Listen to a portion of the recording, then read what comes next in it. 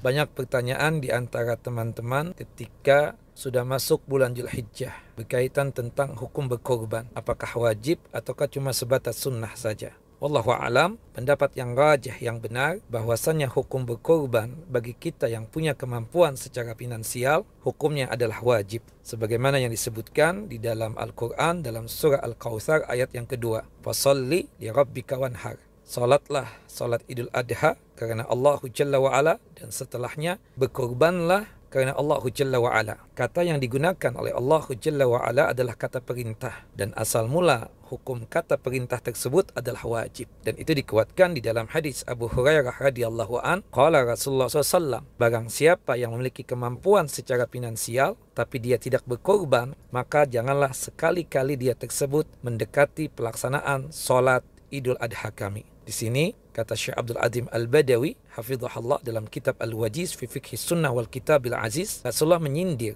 orang yang punya kemampuan secara finansial tapi tidak mau untuk berkorban.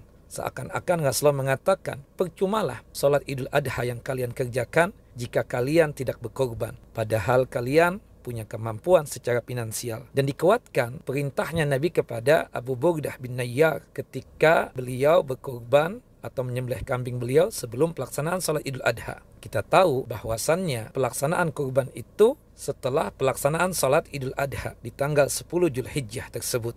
Jika ada yang menyembelih hewan kurbannya sebelum pelaksanaan salat Idul Adha, maka dianggap tidak sah. Kata Nabi kita Muhammad sallallahu alaihi wasallam, barang siapa yang menyembelih hewan kurbannya sebelum pelaksanaan salat Idul Adha, maka hendaknya dia menyembelih hewan kurban lagi sebagai pengganti dari apa yang dia lakukan sebelum pelaksanaan salat Idul Adha. Kata Al-Imam Ibnu Daqiq, terasa tidak mungkin hukum kurban itu sunnah ketika Rasulullah SAW memerintahkan untuk mengulangi kurban setelah pelaksanaan salat Idul Adha untuk Abu Burdah atau Abu Burdah bin Nayyar. Kenapa Rasulullah SAW memerintahkan Abu Burdah untuk mencari hewan kurban lagi untuk disembelih, dijadikan kurban, menunjukkan bahwasannya itu hukumnya wajib. Kalau sebatas sunnah, terasa tidak mungkin Rasulullah SAW memerintahkan hal yang demikian. Dengan 3 dalil ini, 1 dari Al-Quranul Karim, 2 dari hadis Nabi SAW, menunjukkan bahwasannya hukum berkorban wajib bagi mereka yang punya kemampuan secara finansial.